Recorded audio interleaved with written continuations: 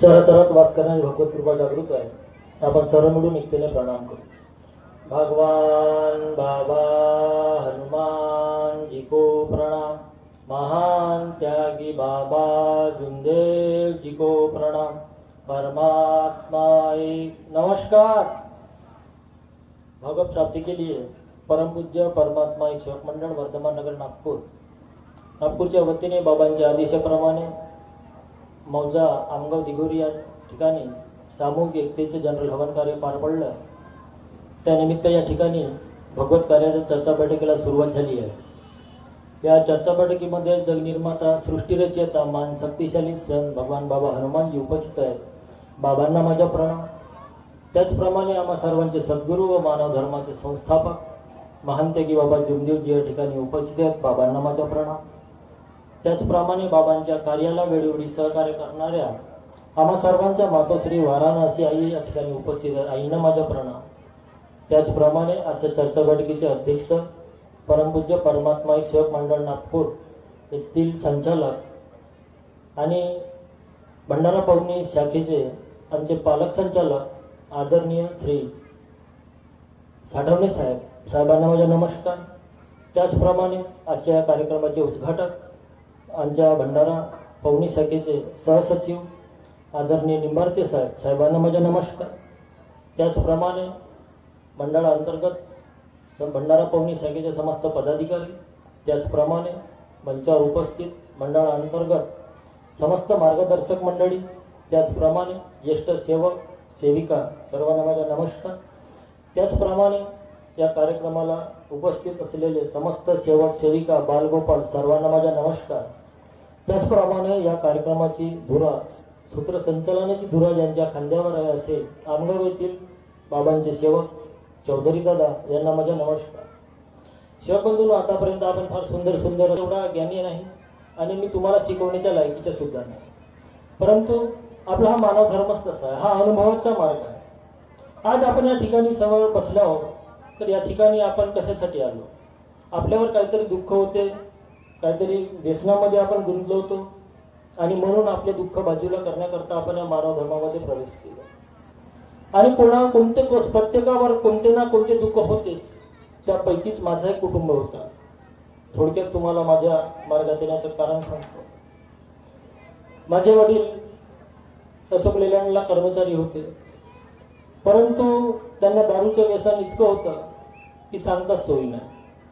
कारण जेवढा पगार यायचा तेवढा संपूर्ण पगार हा दारूमध्ये जायचा आणि घरी खायला ठणठण गोपाला. आमच्या कुटुंबामध्ये 6 व्यक्ती होते, सदस्य होते. आम्ही 3 बहीण भाऊ, आजी, आई आणि वडील. आता माझ्या वडिलांना खूप छंद होता. आम्ही इतके त्रासलो की खूपच त्रासलो. मी 7व्या वर्गामध्ये होतो, माझी बहीण 4थी मध्ये होती आणि माझा एक भाऊ 1ल्या वर्गात होता. त्यावेळी इतका कंटाळा आला की सांगू नाही शकत. अहो, खायला काही नव्हतं. त्यावेळी आजी आमची, आपण जे बैलाला कुकूस चारतो ते चालून सुद्धा आम्ही तिथल्या कन्या चालून त्या सुद्धा खायची वेळ होती आमच्यावर. इतकी म्हणजे बिकट परिस्थिती येऊन गेली होती. एक दिवशी बाजारवरून येता आमच्या रोडलाच एका मोरीवर माझे वडील पडून होते. एक फावरा वासनिक नावाचे आमच्या गावामध्ये बेलदार होते, ते सुद्धा स्वर्गवासी झाले. ते आमच्याकडे माझ्या आईजवळ येऊन सांगायला बसले, काकू म्हणे काका मरत आहे. खूप थंडी होती त्यावेळी, ज्यावेळी माझे वडील बाजार घेऊन पडले होते. सायकल एकीकडे, बाजार एकीकडे, चष्मा एकीकडे. आणि काकू म्हणे काका मरत आहे, तर राजूला माझ्यासोबत पाठव म्हणे, मी काकाला सोबत आणतो म्हणे आणि राजू सायकल आणल म्हणे. कारण मी इतका कंटाळलो होतो. मी म्हटलं मरू दे भाऊ, जिवंत असूनही काही फायदा नाही, मेलेला बरा नाही.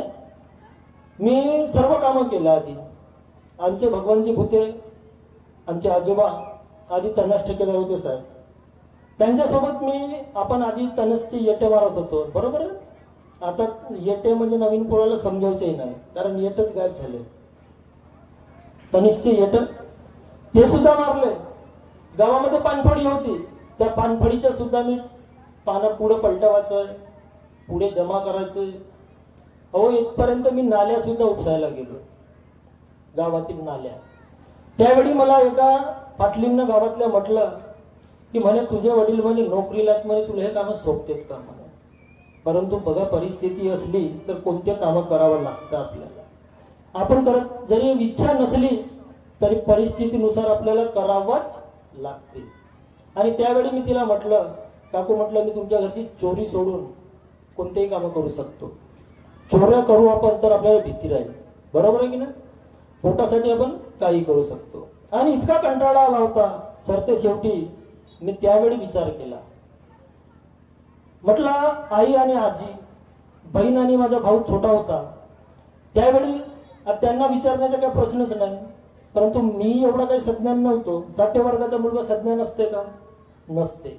परंतु त्या शेवटी बुद्धी पुरवणारा कोण असते?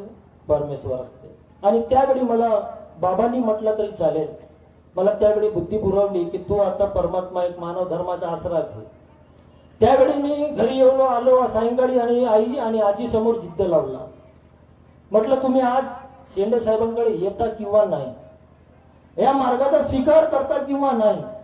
या मार्गाचा स्वीकार करत असाल तर मी आज घरी येईन, अन्यथा तुम्ही तुमच्या आईला म्हटलं तू तुझा पती पहा, आजीला म्हटलं तू तुझा मुलगा बघ.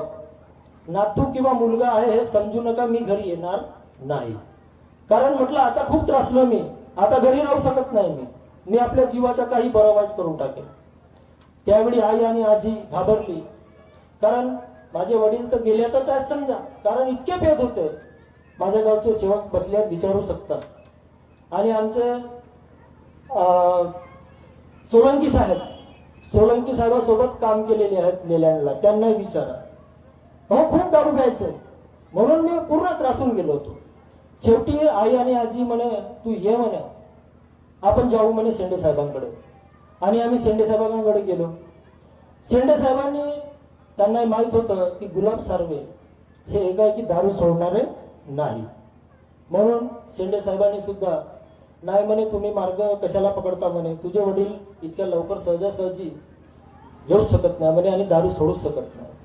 मामाजी म्हटलं बघा ते सोडत या काही करत, पण मला या मार्गामध्ये प्रवेश करायचा आहे म्हणजे करायचा आहे. हे मेले तरी चालेल, कारण ते म्हणायचे त्यांच्या कानावर गेल्या गोष्टी की हे मानव धर्मामध्ये प्रवेश करणार आहेत. माझे वडील म्हणायचे की मी दारूचे पवडे घेऊन बाहेर पडीन म्हणे, मी घरी येणार नाही म्हणे. म्हटलं नका येऊ, तसंही तुम्ही असल्यानंतरही आम्हाला कन्याच खायच्या आहेत, आमची आजी कुकूसच चालते. मग नसल्यावर कोणी म्हणेल का? आई वडील असल्यावर कोणी हसेल, बरोबर आहे का नाही. म्हटलंच ना मला की नोकरीवर असताना तू हे काम करते म्हणून. परंतु ज्यांना आई वडील नसतो त्यांना आपण हसतो का? उलट आपण त्यांना सपोर्ट करतो नाही का, बिचारा मुराटुरा का कराल नाही. अशीच परिस्थिती माझ्यावर उद्भवली होती. त्यावेळी आई आणि आजी मानले आणि शेंडे साहेबांकडे गेलो. शेंडे साहेब सुद्धा मानायला तयार नाही, मार्ग देण्यास तयार नाही. मी म्हटलं तुम्ही मार्ग आज मला देत असाल तर ठीक, नाही तर मी तुमच्याच घरी थांबतो. परंतु माझ्या जिद्दीपोटी शेंडे साहेबांनी म्हणे तू आता जिद्दच करत आहेस तर म्हणे तू एक काम कर, तुला विनंती प्रार्थना वगैरे काही देत तर नाही, परंतु प्रॅक्टिकल करून बघ, आले तर पहा, चांगली गोष्ट आहे. साहेबांनी सांगितलं फक्त उद्यापासून सकाळी उठ म्हणे, आई आजी आणि तू, बहीण भाऊ तर लहान आहेत ते उठले तर ठीक, नाही उठले तरी ठीक. परंतु ते सुद्धा उठले आणि दुसऱ्या दिवशीपासून म्हणे बाबा हनुमानजी फक्त 7 वेळा म्हणे, 3 दिवस तू करून पहा म्हणे. आणि आज आपण मार्गामध्ये प्रवेश जसा करतो त्यावेळीच आपल्याला विनंती प्रार्थना, सर्व आपल्या देवी दिवसांचे विसर्जन, आपल्याकडे तुळशीचं झाड असते बिंद्रावन, त्याचा सुद्धा आपण विसर्जन करतो की नाही. परंतु त्यावेळी साहेबांनी मला ते काही सांगितलंच नाही. तू काहीच करू नको म्हणे, त्या फक्त जागच्या जागी प्रतिमा आहेत त्यांच्या उभ्या करून टाक म्हणे आणि फक्त सकाळपासून म्हणे बाबा हनुमानजी म्हणे. मी साहेबांनी सांगितल्याप्रमाणे आलो, सकाळी उठलो, आई आली, आजी उठली, बहीण भाऊ उठले आणि जागा सारवली. माझ्या वडिलांना आम्ही अजिबात उठवलं नाही, सांगितलं नाही, कारण साहेबांनी आम्हाला सांगितलं की म्हणे तुझ्या वडिलांना काही बोलायचं नाही, काही नाही, ते जसे वागतील जसे करतील तसे करू द्या, त्यांच्याशी संबंध ठेवायचेच नाही म्हणे. ठीक आहे साहेब. आम्ही दुसऱ्या दिवशी उठलो, बाबा हनुमानजी सांगितल्याप्रमाणे केलो. आणि साहेब माझे वडील त्या दिवशी ड्युटीला गेले आणि सायंकाळी ड्युटीवरून आले. आमच्याकडे साहेब टेबल बनवला होता मातीचा समोरच्या छपरामध्ये, त्या टेबलवर बसले, सायकल ठेवले आणि बसले, तर माझे वडील पूर्ण पुतळाच तयार झाले. पुतळाच बनले सर, पुतळा. म्हणजे ना घरात गेले, ना दारू घ्यायला दुकानात गेले किंवा गावात गेले, उठलेच नाही अजिबात. म्हणजे पुतळाच तयार होऊन गेले. परंतु आम्ही काय बोलायला त्यांच्याशी तयार नाही. आम्ही रोजच्या प्रमाणे सायंकाळी पुन्हा जेवण करून आम्ही झोपी गेलो. ते केव्हा उठले केव्हा झोपले काही कल्पना नाही. दुसऱ्या दिवशी पुन्हा आम्ही सकाळचे आम्हाला करायचं होतं बाबां म्हणजे आई आजी आणि मी आणि माझे बहीण भाऊ उठले आणि माझे वडील आपोआप उठले साहेब त्या दिवशी. दुसऱ्या दिवशीच म्हणे आज म्हणे मला पाणी द्या म्हणे आंघोळीला. माझी आई म्हणे ठीक आहे. आंघोळीला पाणी दिलं. मी जेव्हा आम्ही विनंती म्हणजे बाबा हनुमानजी म्हणायसाठी त्या जागेवर जाऊन बसलो, माझे वडील पुन्हा मागे येऊन बसले स्वतःच. आम्ही काय म्हटलं नाही. आणि आज म्हणे राजू ज्योत लावल म्हणे, उद्यापासून ज्योत मी माझ्या हातात घेणार आहे म्हणे. आणि त्या दिवशीपासून माझे वडील या मार्गामध्ये आले आणि टोटल दारूचा बिलकुल त्याग करून टाकला. शेवटी आमच्या मोहल्ल्यामधले काही सेवक म्हणायचे की तुम्ही हा मार्ग स्वीकारून मार्गाची बदनाम कराल, कारण गुलाब सारखे दारू सोडू शकतच नाही. परंतु तुम्हाला सांगतो, ह्या मार्गामध्ये ध्येय मजबूत पाहिजे, आत्मविश्वास पाहिजे. त्याप्रमाणे एखाद्या झाडाच्या फांदीवर पक्षी बसतो, एखाद्या झाडाच्या फांदीवर पक्षी बसतो, तेव्हा त्या पक्ष्याला त्या झाडाच्या फांदीवर विश्वास नसते कधीच की ही तुटेल की नाही. त्याला विश्वास असते तो त्याच्या पंखावर, कारण त्या पक्षाला माहित आहे की या झाडाची फांदी केव्हाही जरी तुटली तर मी माझ्या पंखाने आकाशामध्ये केव्हा भरकन उडून जाईन. आणि म्हणून तो कोणत्याही झाडावर, वारली असो वल्ली असो बारीक असो ठोकळ असो, कोणत्याही फांदीवर तो पक्षी बसते, कारण त्याचा स्वतःच्या पंखावर विश्वास आहे. आणि तेच आम्हाला करायचं. बाबांनी आम्हाला तत्वशब्द नियमाची एवढी सुंदर शिकवण दिली आहे, कधीही न संपणारी शिदोरी दिली आहे. अहो जितकी चाकण्याचा प्रयत्न केला आपण, खाण्याचा प्रयत्न केला, पण कधीही न संपणारी शिदोरी आज आमच्या बाबांनी आम्हाला दिली आहे. ती कशी चाकायची कशी वापरायची ते ज्याच्या त्याच्यावर अवलंबून असते. तुम्हाला अजून सांगतो एक छोटासा, बिलकुल जास्त काय सांगणार नाही. चुकला म्हणून दुखला. आता माझ्या वडिलांनी दारू सोडली, बरोबर सोडली. आम्ही मार्गामध्ये आलो, मग साहेबांनी माझ्या वडिलांनी स्वतःच कार्य घेणं सुरू केलं आणि मार्गामध्ये प्रवेश केलो. आता त्यावेळी मग काय झालं, आता जेव्हा आम्ही मार्गात माझ्या वडिलांनी दारू सोडली प्रवेश केला, त्यावेळी पगार व्हायचा होता साहेब. पगार व्हायचा होता तर दारूवाल्याचे पैसे बॅलन्स होते. तर पगार झाल्यानंतर माझे वडील त्याचे पैसे देण्याकरता त्या दुकानामध्ये गेले आणि खूप दिवसानं गेल्यानंतर त्या दुकानदारानं माझ्या वडिलाला चाय दिली आणि सोबत पाणी पण दिला, पानही दिला. पण ती होती दारू कशी, म्हणजे दुकान होती दारूची. तो त्याच हाताने दारू विकायचा, त्याच हाताने चहा पाणी पान जे काही द्यायचं तो दारूवाला त्याच हाताने देणार आहे. तर माझ्या वडिलाला काही कळलं नाही. माझ्या वडिलांनी खाऊन घेतलं आणि घरी आले. घरी आल्यानंतर चमत्कार असा झाला की आज ज्या ठिकाणी माझ्या कपाळावर कुंकू लागला, म्हणजे बुक्का लागलाय, आमच्या सेविकाताईनं त्या ठिकाणी कुंकू लावलाय, त्या ठिकाणी आवडा एवढी गाठ, आवडा जेवढा असतो ना तेवढी गाठ माझ्या कपाळावर आली तुरंत. हा काय प्रकार झाला. आता आम्ही नवीन असल्यामुळे सेवक संख्याही कमीच होती समजा त्यावेळी, तेवढे अनुभव नाही. आता मल्टीमीडियामुळे खूप आपल्याला अनुभव ऐकायला मिळतात, परंतु त्यावेळी आम्हाला अनुभव नाही तेवढा.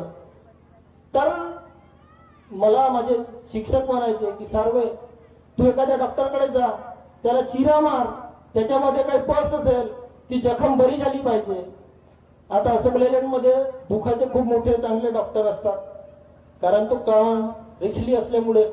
तर माझ्या वडिलांनी त्या लेल्यामध्ये त्या डॉक्टरकडे सुद्धा नेलं. डॉक्टरकडे गेल्यानंतर डॉक्टर म्हणे हा पिकायचाच आहे म्हणे, चिरा कसा मारू, याला पिकू द्या म्हणे. आता गावामध्ये बी आपल्या खेड्यापाड्यामध्ये काही जखम पिळून देणारे असतात की नाही. तर आमच्या गावामध्ये एक आमची जानकू आई म्हणून होती, तिच्याकडे माझ्या आईने नेलं की म्हणे हा राजूच्या कपाळावर बेंड आहे म्हणे, याला पिळून दे म्हणे. तिनेही काटापिन सुई जे काही टोचून काढतो म्हणे, तिने काटापिन आणि सुई टोचण्याचा प्रयत्न केला तर ब्लड निघायचा, रक्त निघायचा. परंतु हात लावला तर पूर्ण लसलसीत, म्हणजे असा वाटत होता की याच्यामध्ये पस आहे, पाणी आहे, म्हणजे पिकला आहे, परंतु त्याच्यामधून रक्त निघायचा. हा कसा चमत्कार, हा कसा डॉक्टर म्हणे पिकायचा, हिच्याकडे गेला तर ही रक्त निघते.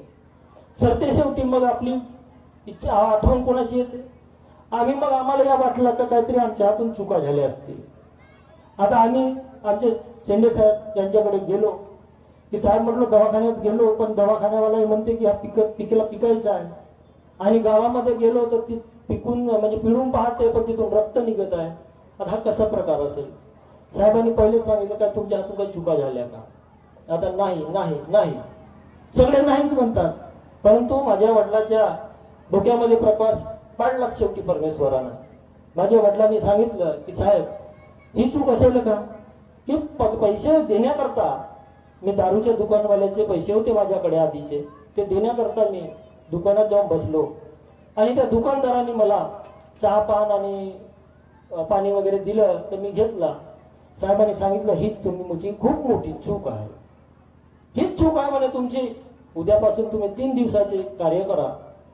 आणि खरंच सांगतो तुम्हाला, कारण हा मार्ग सत्याचा आहे, अनुभवाचा आहे. पहिल्या दिवशी 50% गाठ कमी झाली, दुसऱ्या दिवशी 75-85% गाठ कमी झाली आणि तिसऱ्या दिवशीची झोप लागली तर कपाळासारखा कपाळ झाला. आजही माझ्या कपाळा जर पाहिलं तर कोणी म्हणेल का गाठ झाली होती किंवा जखम झाली म्हणून. नाही, कशी भगवत कृपा आहे. आम्हाला मार्ग कळला का. हो, हा मार्ग खूप सुंदर आहे आणि म्हणून प्रत्येकाला खूप अनुभव आहे. हा मार्गच अनुभवाचा आहे. आपले कर्म मार्गामध्ये कसल्याच प्रकारच्या त्रुट्या नाही. त्रुट्या कोणामध्ये आहेत? आमच्यामध्ये. आम्ही शिकवतात काय, आमची शिकवण काय आणि आम्ही करतो काय याच्यावर अवलंबून आहे. कारण हा मार्ग सत्याचा आहे. ह्या मार्गामध्ये असाध्य असं काही नाही. सर्व आपण काही जो वाटेल तो घेऊ शकतो. या मार्गामध्ये आपण असताना एखाद्या चाळणीमधून, पिठाची चाळणी बघितली ना, पिठाची चाळणी, त्या पिठाच्या चाळणीमधून पाणी सुद्धा नेऊ शकतो. एवढा जोरदार मार्ग नेऊ शकतो की नाही. पिठाची चाळणी छिद्र असतात पण तरी सुद्धा आपण त्यामधून पाणी इथून तिथे नेऊ शकतो, एवढी शक्ती आहे. परंतु त्यासाठी थोडा संयम ठेवावा लागेल. जिथपर्यंत त्या पाण्याचा बर्फ होणार नाही तिथपर्यंत आम्हाला वाट पाहावं लागेल. आणि एकदा का बर्फ झालं तर इथून तुम्ही त्या अंगावच्या समोर पाणी नेऊ शकतो की नाही तो.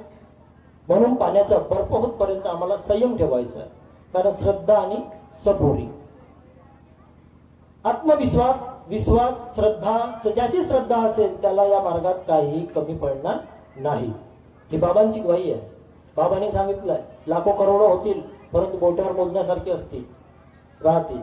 मग आता प्रत्येकाला विचार करायचा आहे की माझी बोटावर गिनती कशी येईल आणि माझी बोटावर गिनती आली पाहिजे यासाठी मला माझे कर्म कसे करावं लागेल हे ज्याच्यात त्याला ठरवायचं आहे. असो, अजून बोलणारे भरपूर आहेत परंतु तरी मला माझ्यासारख्या लहानशा माणसाला संधी मिळाली त्याबद्दल आयोजकांचे धन्यवाद मानतो.